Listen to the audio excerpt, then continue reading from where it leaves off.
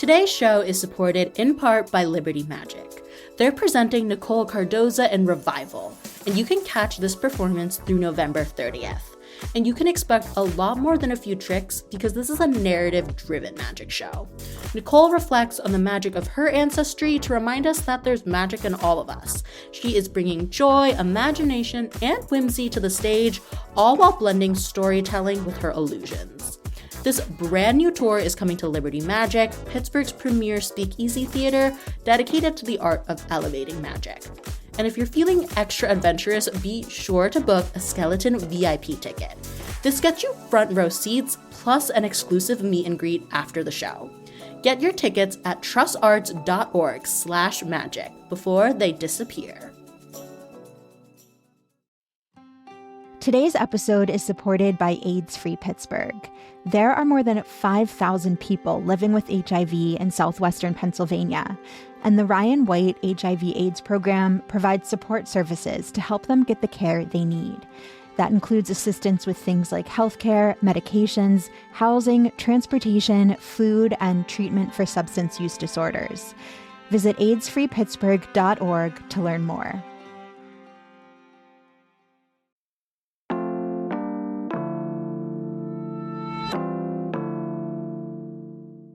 Today on CityCast Pittsburgh, there are so many holiday pop-up bars all around us right now, and I think it's usually worth it to visit 1 or 4 or even 14 of them to get into the festive spirit if you like a fun drink. Today I'm with a local foodie talking about our options this year, what she actually recommends, and how to plan a night out or a full-blown bar crawl. And stick around after the episode. We've got a segment sponsored by Family House, all about the work that they do, providing a home away from home for families who've traveled to Pittsburgh for medical care.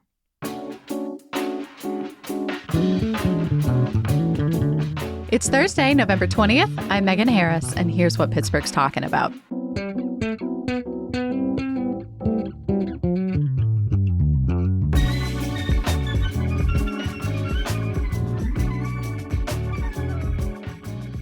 I am with food influencer Karen Huang at Karen.Huang. Welcome to CityCast. Thank you so much for having me. It's excited to be here.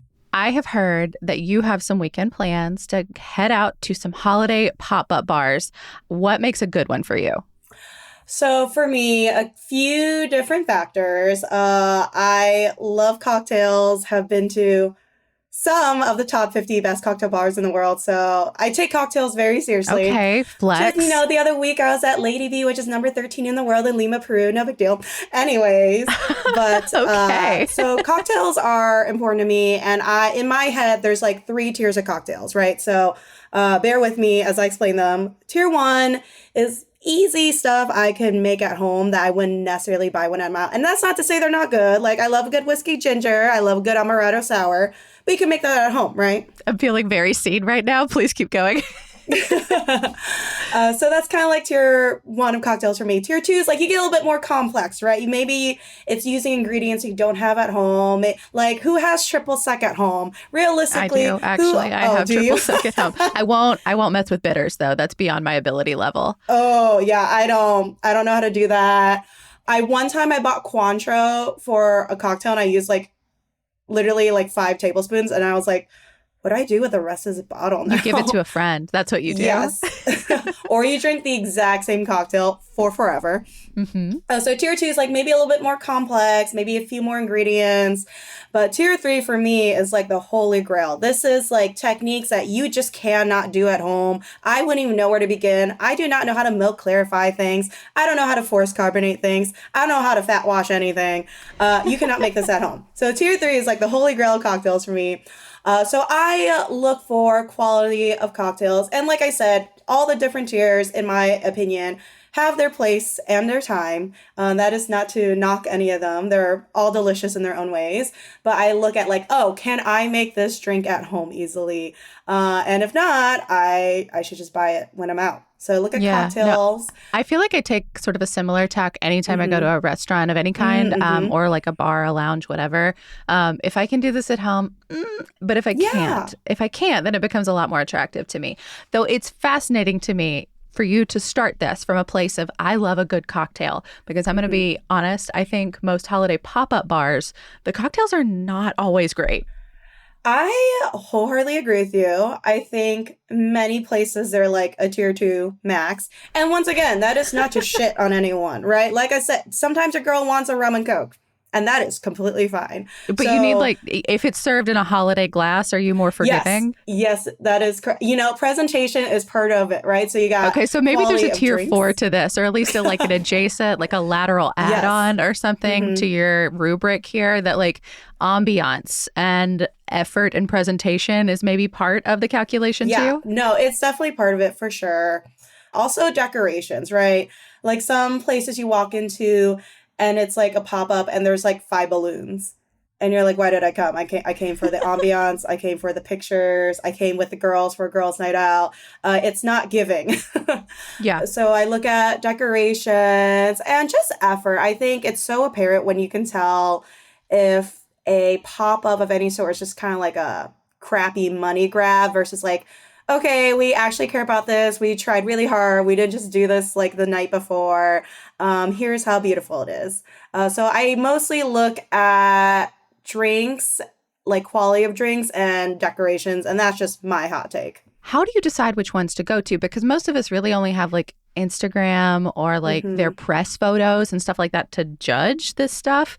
And that's really hard to assess, like quality of cocktail, but also like whether it's going to be cute, because when they can control what it looks like in like some of those like really fancy images, it doesn't actually express like what it's going to feel like in the space. Yeah, no, totally fair question. There's like my favorites that I go to every single year that I know are going to be good. Okay, so you've done the research. Yes, I've done a lot we'll of just research. learn from you. I drank a lot of cocktails. I spent a lot of money. My wallet, my waistline hate me, but here we are. I look online a lot. I'll ask like other foodies in the community. I'll look at reviews. I'll look at videos on Instagram, TikTok, what have you. So I think there's a lot of resources out there. And I do think you want to utilize all those resources, right? Because there are a ton of pop-ups now, a ton of them.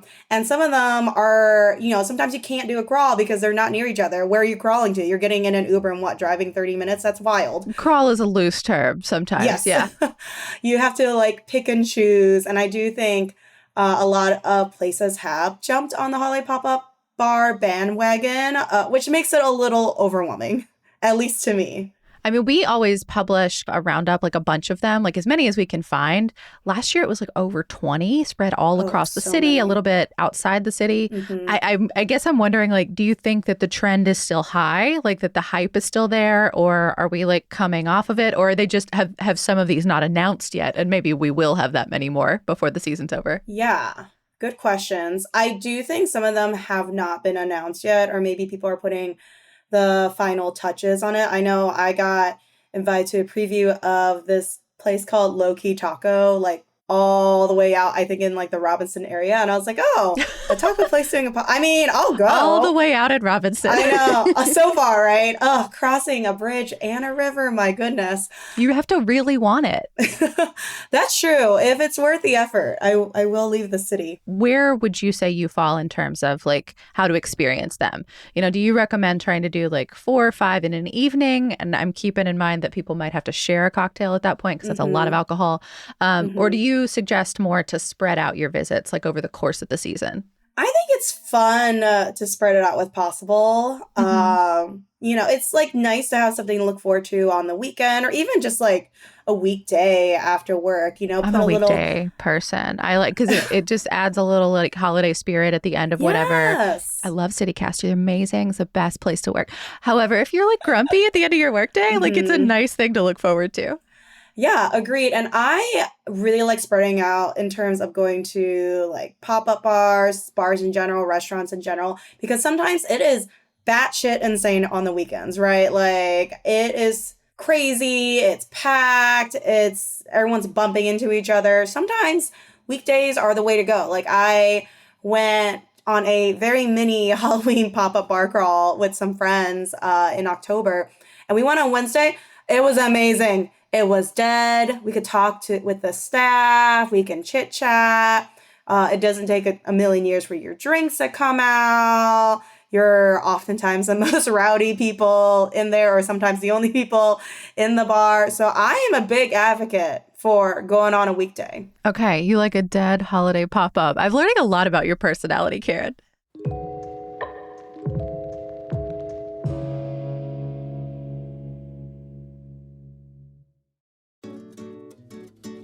Today's episode is supported by Handmade Arcade.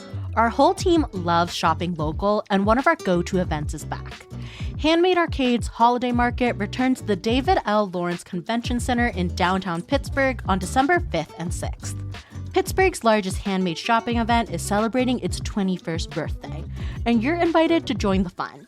Shop from over 290 makers and artisans offering gifts like gorgeous wood cheese boards, cute little parking chair stickers, jewelry, and so much more. In addition to incredible shopping, enjoy Hands-On Handmade, a creative space with free art making activities and live demos like glass blowing and screen printing. Tickets are pay what you can and registration is required. Want to beat the crowds? Snag paid tickets for the Friday night preview party on December 5th or early bird shopping on December 6th. For tickets and info, visit handmadearcade.org. This episode supported with help from the Frick Museums and Gardens. If you love seeing fancy houses decked out for Christmas, don't miss the Frick's special Home for the Holidays at Clayton Tour. This winter, you can get a glimpse of holiday charm from the Gilded Age and learn about how people celebrated the holidays back then and how that might look a little differently whether you were a Frick family member versus one of their staff members. I always love going through the dining room. And on this limited time tour, you'll see recreations of the Frick's holiday meals. Other tour highlights include the Christmas tree with decor from its time and art from local students throughout the home. And crafts are another standout part of the Home for the Holidays tour because the curatorial team found some crafts made by Henry Clay Frick's wife and daughter, Adelaide and Helen. Home for the Holidays at Clayton Tours run Tuesday through Sunday from November 21st to January 4th. Get your tickets in advance because the holiday tour is always in high demand and days often sell out. Get your tickets now at thefrickpittsburgh.org. Today's episode is sponsored in part by Family House. For families traveling here for medical care, the cost of food is just another expense to worry about. But Family House's daily healthy breakfast program takes away some of that stress, while also providing a little connection. The program's available to all Family House guests, and it provides nourishing meals, a welcoming space, and the chance to meet others facing similar medical challenges. But the cost of this meal program is going up. Family House needs your help. Every donation helps keep breakfast and the support it provides available to those who need it most. You can give at familyhouse.org/donate and save the date for Family House's Day of Giving. It's December 2nd on Giving Tuesday. You know, Family House really is a home away from home for patients and caregivers here in Pittsburgh, and it's the preferred lodging partner for a lot of our healthcare systems here. So again, if you want to support their cause, head over to familyhouse.org/donate. Okay, let's get into specific recommendations, places you recommend checking out this holiday season. And let's start downtown because they just have the most to choose from. A ton of them open up kind of on or around Light Up Night, obviously happening super soon this Saturday. Mm-hmm. What are some of your favorite spots? So every year for the past 3 years, and now this will be the 4th iteration, I do a holiday pop-up bar crawl with friends, not the weekend of Light Up Night because I like being able to because you like value move your around sanity and get a drink. Yeah. And, you know, not lose my friends after 2 seconds. But it's always for us a Saturday after Thanksgiving. We do a holiday pop-up bar crawl. And we always start at Miracle, which I believe is on 7th Street this year for a couple of different reasons. One, it's really difficult to get into. So you just want to be there right when it opens at 4 p.m. Oh, we start early, by the way. We start at 4 p.m. Sometimes we put in a whole weekday. Early happy hour situation. Got it. Yes. So we start 4 p.m. always Miracle. And that's for a few different reasons. One, it looks like Christmas threw up in there. I love it. I want to walk in and just be overwhelmed by the lights, decorations, tinsel, sparkles. Give it all to me because that is my favorite part about the holidays. And every color too. Like I think that's the thing about Miracle is that like some of them like choose a lane in terms of holiday decorations. Not Miracle. They are here for all of it, and they're gonna shove it all into your eyeballs. I love it. And, you know, they usually have like a Jewish wall, you know, Hanukkah wall. Love it. And typically a portion of their proceeds go to benefit a local charity too, which so you can feel nice about the alcohol that you're drinking. Yeah, you are drinking for a cause. You're a hometown hero. You are supporting local charities. You're doing charity on a Saturday at 4 p.m. I see nothing wrong with this. But yeah, we always start there because decorations are awesome. Drinks are usually pretty reasonably priced for a pretty, like, in my opinion, like tier 2, almost like tier 3 cocktail. And the cups are adorable. You'll have a unicorn cup, a Santa T-Rex cup. But don't steal the cups. Don't do it because you're taking away from charity. Yeah, some of these places allow you to keep the cup. Some of them do not. Just make sure you follow the rules. Or don't get caught. Like you live your own life. Well, don't do it, Miracle, because you're taking away from charity and that just makes you a Grinch. So don't do it. And this is also another pro tip. I always come with a group of people because 1, it's chaotic fun. 2, you get to try more things without like dying. But yeah, always start at Miracle. And then we have a drink or 3 there, maybe a shot. The shots are very inexpensive and delicious. All the drinks are delicious. Highly recommend Miracle. They're also often very colorful. I have not partaken of shots personally, but I have seen many a shot taken in the establishment. Yeah, they usually have like a nice shot, a naughty shot, and they're so reasonably priced. You could just drink them both. Why not? What else is on your list for downtown? After Miracle, where else are you headed? After Miracle, we always go to Sippin' Santa. So it's also like another kind of like international chain, so to speak. So this is like a tiki spin. And sometimes you just want a little bit of tiki when it's like below freezing out. Also, well done drinks, very cute drinks. Last year, and I believe this year too, they're like right next to each other, Sippin' Santa and Miracle. So it's super easy to just boop on over, take over a table, do more shots, drink more tiki drinks, take some pictures, which I will do a better job of documenting this year and putting on my Instagram. Yeah, I think I went in 2023, if I'm remembering correctly. It has like a fun walkway into it, which is cool. It was like decorated at that point. I wonder if it's coming back with like a ton of inflatable pink flamingos everywhere. Like flamingos. Karen, I love them so much. I bought them for my kid's birthday party the next year. Yeah. That's adorable. I love that. Yeah, no, it was fun. Last year they had like hula hoops, so we're just trying to hula hoop our little hearts out. It was a time. That's what you need while you're drinking. It's beautiful. Yes, absolutely. Some childish field games. So do you like the drinks, the cocktails there? Yes. Yeah. No, they're very solid, both at Miracle and at Sippin' Santa. So I would say those two they come back every year too, and they are a staple, and they're there for like a limited time. I would definitely recommend those two for sure. Yeah, we'll have the opening and closing dates for most of these up on our website. That's pittsburgh.citycast.fm. But like most of them are open through Christmas, and a few of them go into like early January. Mm-hmm. Yes. What's next on your list? Next, we head to Space Bar, which is Market Square. Yeah. So last year they had a Bridgerton theme, but like Bridgerton. But TAHN. Yeah, because you got to make it Pittsburgh. Exactly. So Space Bar has one of my favorite mixology programs in the city. Like all those like crazy things I mentioned earlier, milk clarifying, fat washing, forced carbonating. They do those all. You cannot make these drinks at home. Which is funny if you like look in through the window, because it is, when it says Space Bar, it is very much, I mean, outside of Christmas, it is very space themed. You don't necessarily expect a fancy cocktail menu from those digs. Yeah, no, totally fair. Like I said, definitely one of my favorite spots for a really well-crafted drink in the city. And so last year they had the Bridgerton one. This year they're having a snow globe one. So like I know for a fact like their drinks will be good. People are super, super nice, loveliest people.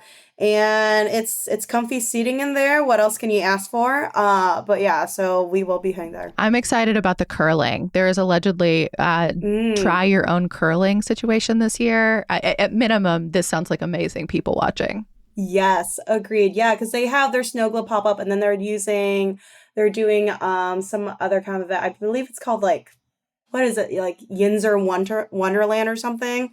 Yeah, I'm looking at their Instagram now. That is how they're billing it.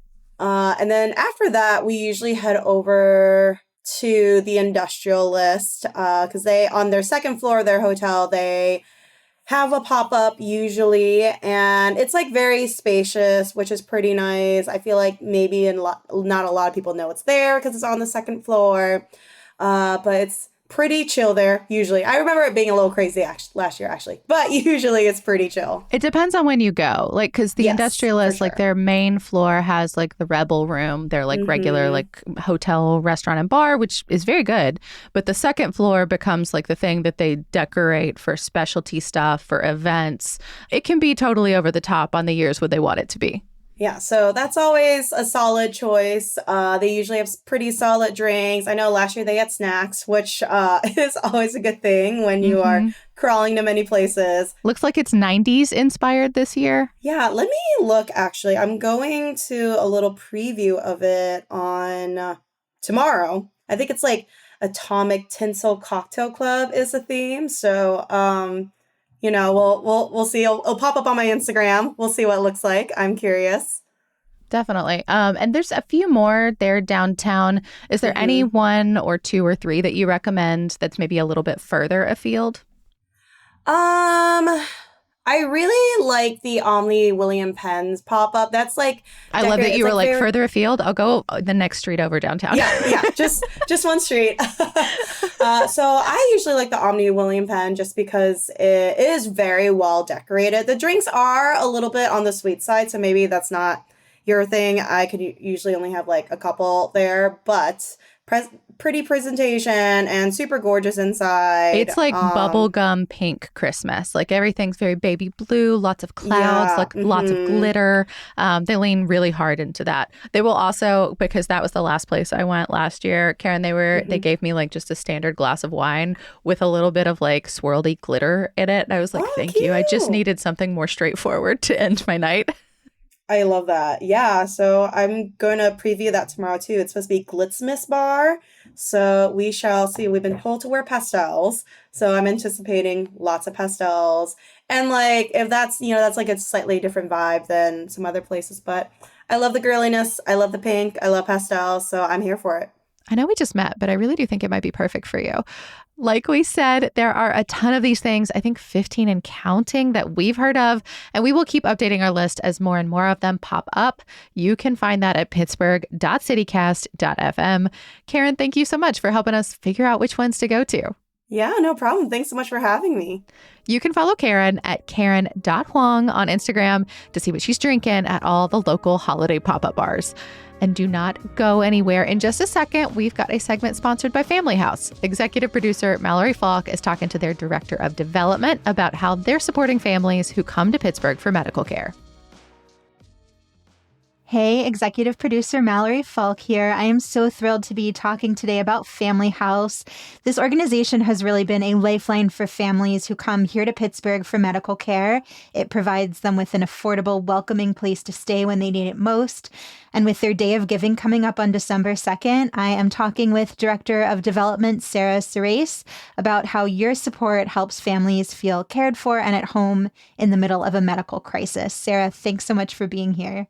I'm happy to be here. Thanks for having me. So for anybody who isn't already familiar with Family House, can you explain exactly what you do and what kind of difference this makes for families who come to our city for medical care? Yeah, so we are considered healthcare hospitality.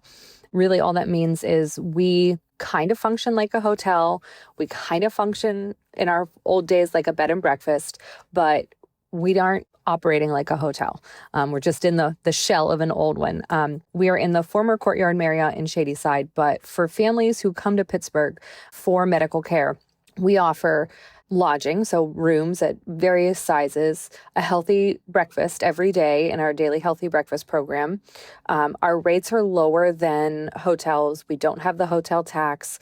We also offer something called family assistance that brings the cost down a little bit more for families as well, depending on what their cost of living is, their, socioeconomic status.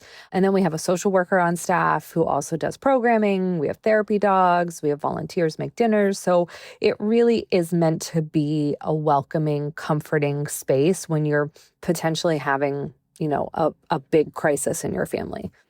It's a lot more than just a place to kind of drop your belongings in between going to the hospital. Absolutely. And I know you're asking people to give and support Family House on December 2nd for your Day of Giving. Tell us a little bit about, what that support looks like in action. Like, what does a donation actually do for a family that is staying with you? Yeah, so this year we're putting an emphasis on our daily healthy breakfast program, but, all donations are always welcome. Unrestricted is always, really helpful because then we can adjust some of the things behind the scenes and support families and the infrastructure of Family House. But our daily healthy breakfast program, as you can imagine, in the current times, is pretty expensive to run right now. But we believe that having a healthy breakfast every day gives the caregivers or patients, we have both who stay with us, what they need to get a strong start to their day. And it provides community. So we have the food laid out on a buffet and families come and they sit in the communal dining room.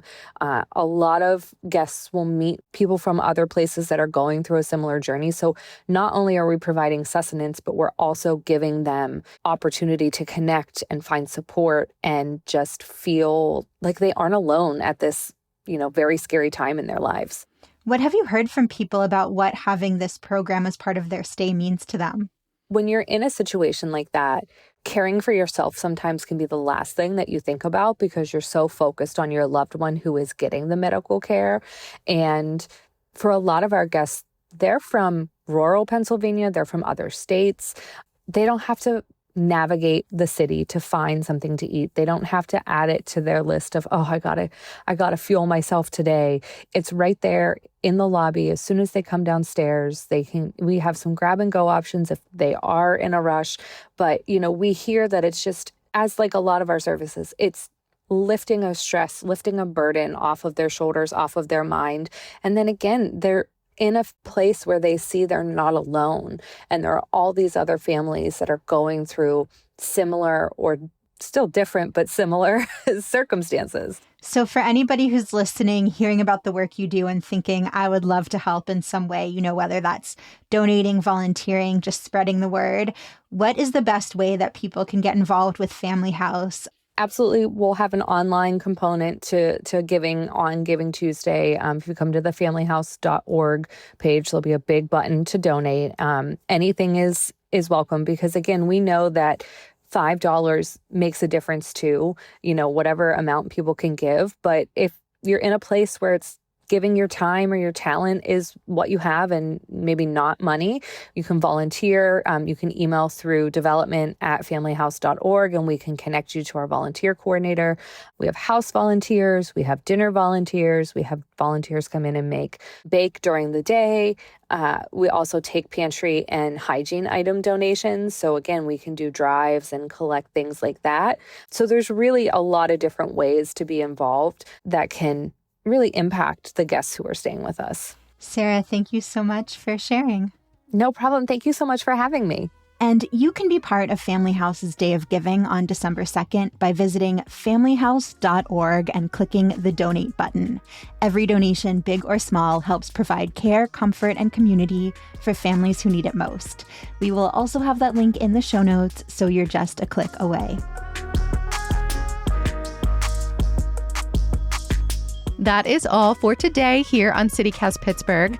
One more reminder, Light Up Night is this Saturday, and there are so many road closures.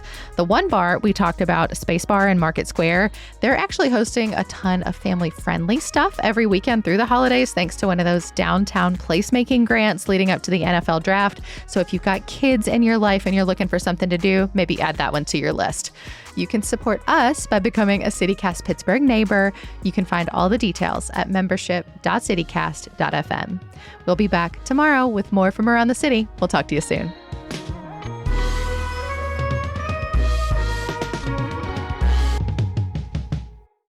Could I potentially buy like 12 cocktails and drink them all?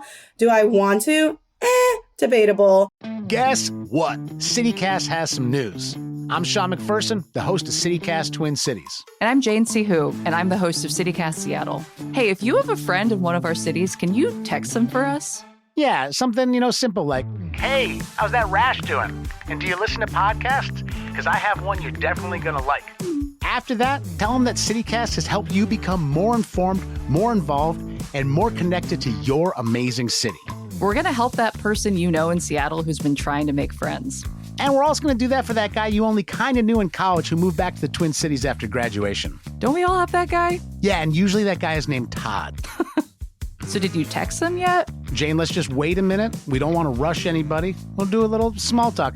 How's everything going in Seattle? Beautiful, beautiful. Fall leaves popping. How about Twin Cities? Today, beautiful and sunshiny in St. Paul. Okay, Jane, I bet they are done texting by now, and I just want to remind them, hey, you, please tell that friend to subscribe to CityCast Twin Cities or Seattle, wherever you get your podcasts. Or if you don't want to text them and you're really just on Instagram sending them DMs all the time with like funny videos, send them a DM of our latest videos. You can find us at CityCast Twin Cities or CityCast Seattle on Instagram. Thanks.